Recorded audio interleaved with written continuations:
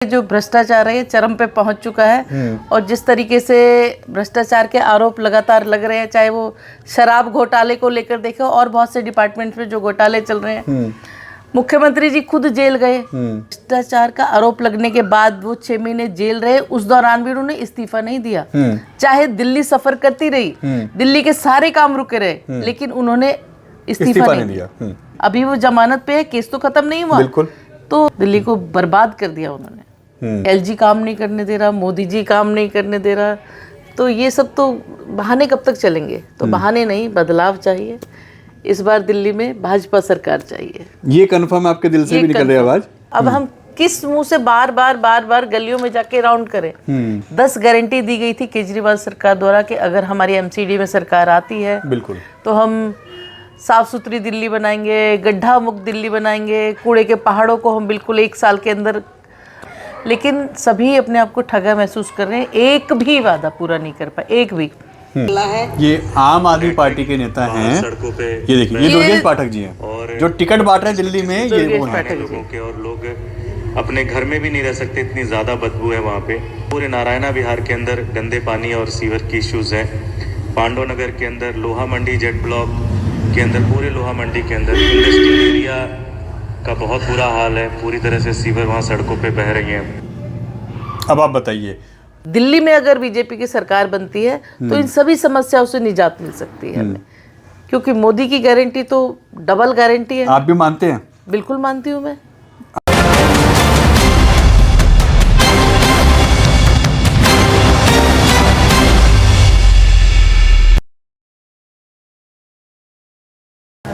नमस्कार दोस्तों, मैं आपका दोस्त, आपका साथी चंद्रजीत शर्मा।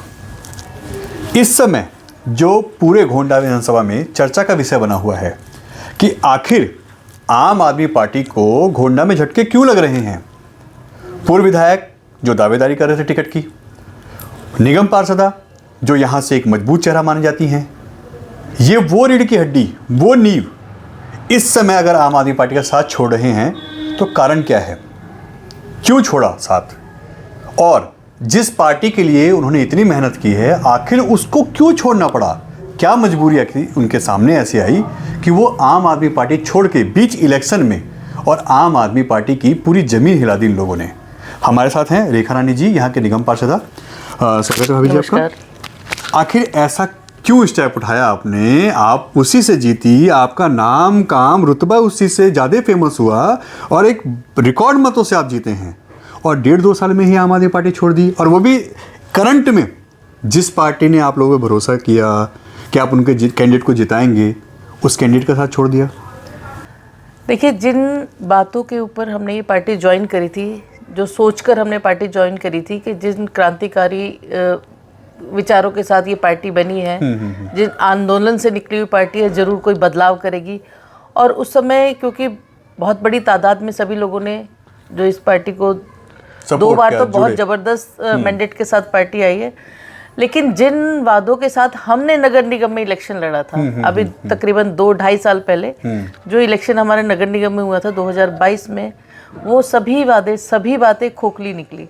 10 गारंटी दी गई थी केजरीवाल सरकार द्वारा कि अगर हमारी एमसीडी में सरकार आती है बिल्कुल तो हम साफ सुथरी दिल्ली बनाएंगे, गड्ढा मुक्त दिल्ली बनाएंगे, कूड़े के पहाड़ों को हम बिल्कुल 1 साल के अंदर जो है खत्म कर देंगे, और भी बहुत सारी चीज़ें थी, वेंडर जोन बनाएंगे, व्यापारियों के लिए योजनाएं लाएंगे। लेकिन सभी अपने आप को ठगा महसूस कर रहे हैं, एक भी वादा पूरा नहीं कर पाए, एक भी।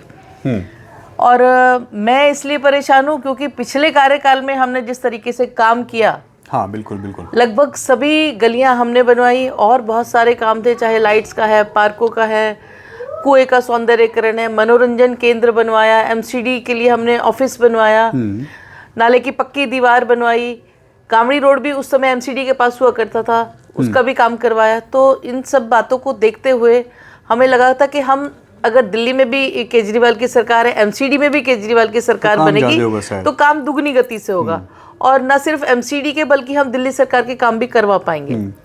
लेकिन निराशा हुई कि लगभग आधा कार्यकाल निकल चुका है, ना तो आज तक एक भी सदन चला है, ना कोई कमेटी बनी है, इवन स्टैंडिंग कमेटी तक नहीं बनी, बजट पास नहीं हो पा रहे हैं।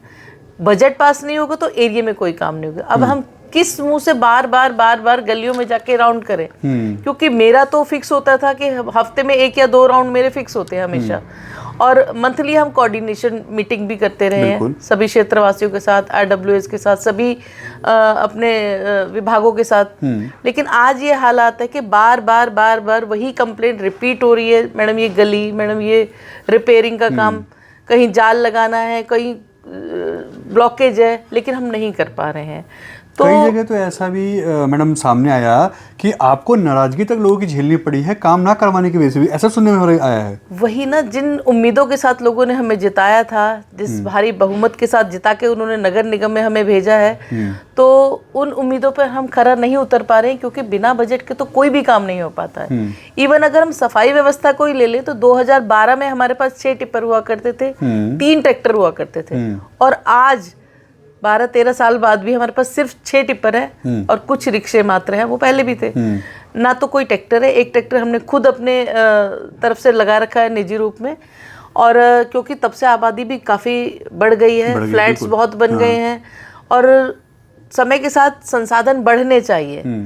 इवन कर्मचारी जो है बहुत कम हो गए हैं, कुछ रिटायर हो गए हैं, कुछ किसी की डेथ हो गई है, कुछ इधर उधर ट्रांसफ़र हो गए हैं।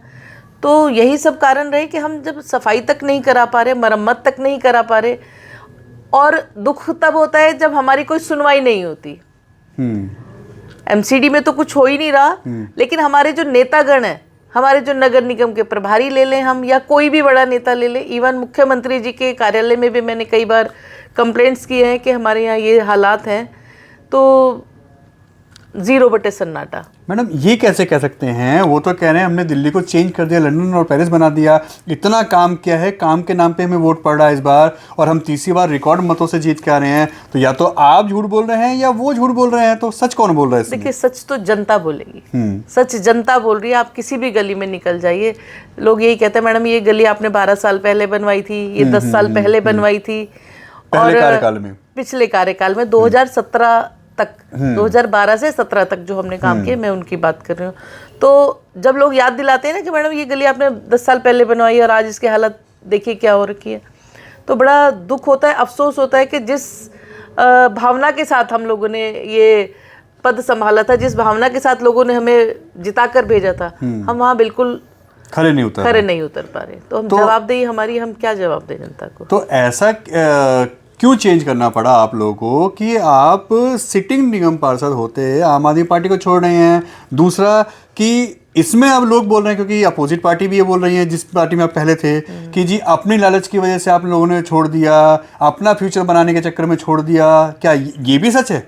देखिए, जनता का लालच है मुझे, बस मैं जनता के लिए काम करना चाहती हूँ। मेरी जो राजनीति है वो सिर्फ सेवा के लिए है, हमेशा से सेवा के लिए रही है, और परिवार हमारा पूरा, क्योंकि यहाँ सभी लोग जुड़े हुए हैं, पूरा क्षेत्र जो है मेरे बिल्कुल परिवार की तरह है। घर घर तक हम लोग जो है हर सुख दुख में शामिल होते हैं। तो जब लोग इतना हमें सम्मान देते हैं, इतना स्नेह करते हैं, तो हम चाहते हैं कि उनके काम भी होने चाहिए। लेकिन क्या, किस तरीके से हम जवाब दें बताइए आप?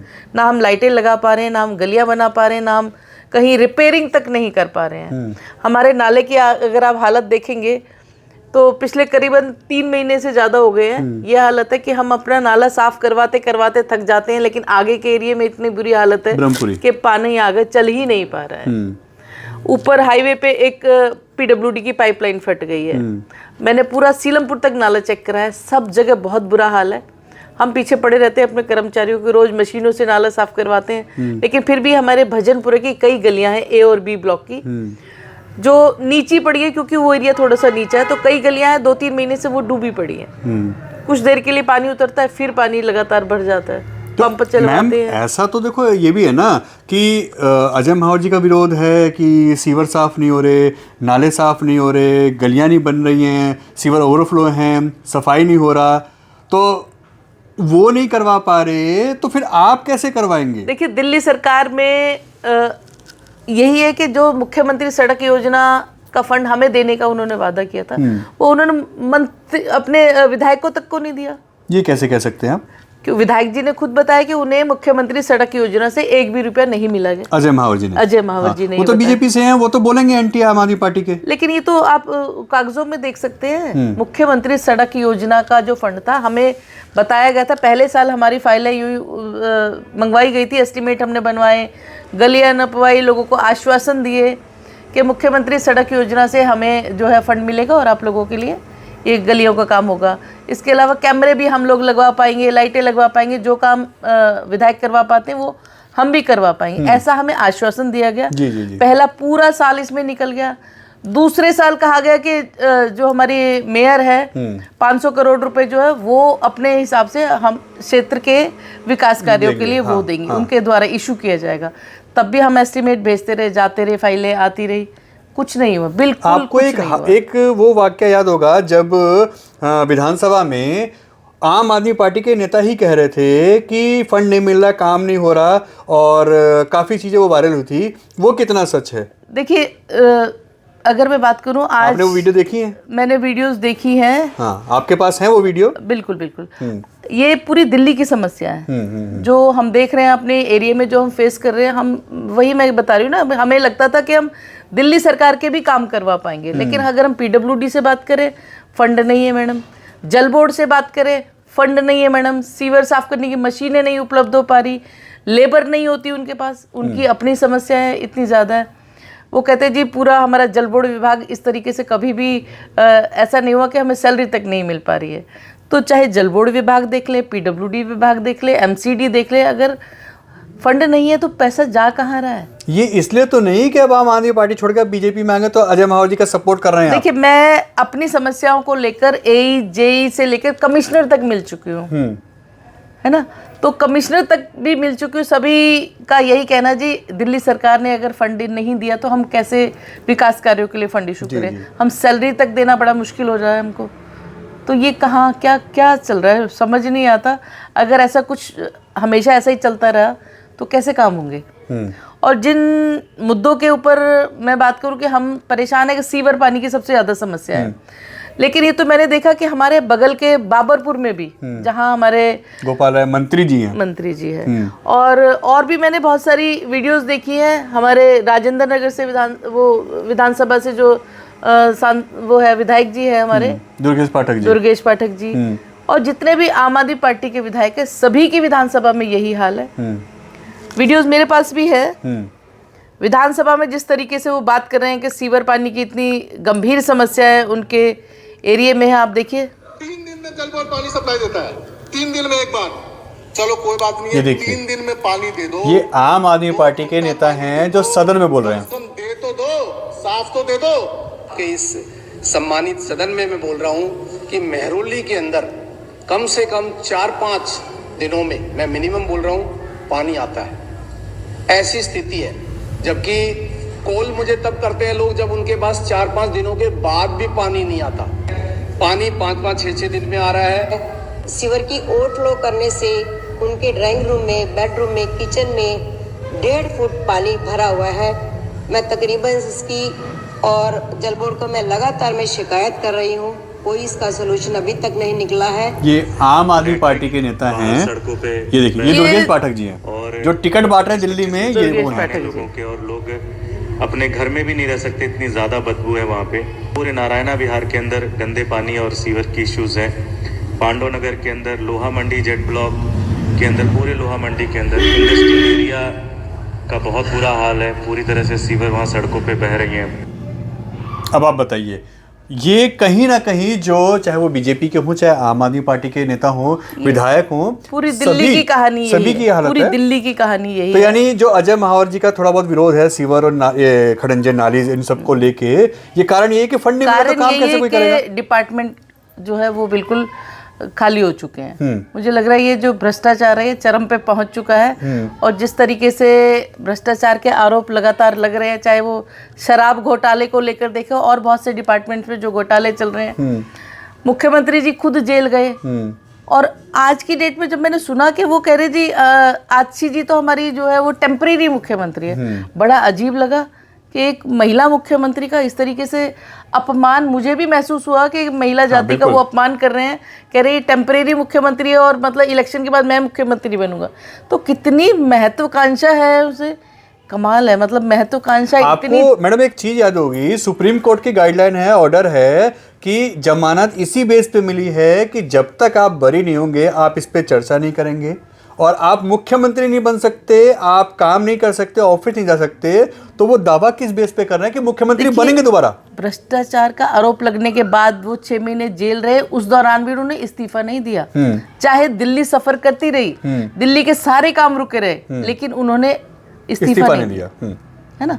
और उसके बाद भी आके इस्तीफा दिया, तो अब भी उन्हें ये लगता कि मैं ही मुख्यमंत्री बनूंगा, लेकिन ये तो किसी हालात में हो, इस्तीफा दिया नहीं, मजबूरी फंस गई थी शायद। मजबूरी फंस गई, और अब भी हालात तो वही हैं। अभी वो जमानत पे है, केस तो खत्म नहीं हुआ। बिल्कुल। तो क्या है फिर ये सब, है ना, दिल्ली को बर्बाद कर दिया उन्होंने। यानी एलजी भी वही रहेंगे, सरकार भी बीजेपी की वही रहेगी। सिर्फ आरोप की राजनीति कि एलजी काम नहीं करने दे रहा, मोदी जी काम नहीं करने दे रहा, तो ये सब तो बहाने कब तक चलेंगे? तो बहाने नहीं, बदलाव चाहिए। इस बार दिल्ली में भाजपा सरकार चाहिए। ये कंफर्म आपके दिल से भी निकल रही है आवाज? बिल्कुल। तो यानी अजय महावर जी के साथ आप लोग आप डोर टू डोर जाएंगे, ये खुलासे करेंगे, ये बातें करेंगे और चाहेंगे कि बीजेपी की सरकार आए ताकि काम हो। बिल्कुल, बीजेपी की सरकार अगर आएगी तो हमें इतना तो भरोसा है कि जो केंद्र में एक शक्तिशाली सरकार जो काम कर रही है, जिस तरीके से दिल्ली में अगर बीजेपी की सरकार बनती है तो इन सभी समस्याओं से निजात मिल सकती है हमें, क्योंकि मोदी की गारंटी तो डबल गारंटी है। आप भी मानते हैं? बिल्कुल मानती हूँ मैं। आम आदमी पार्टी के लिए तो लंबे समय तक काम किया है, मगर आप भी ये मानते हैं दिल से? बिल्कुल मानते हो। देखो, पीएम के रूप में हमने मोदी जी को बेहतरीन काम करते हुए देखा है ना।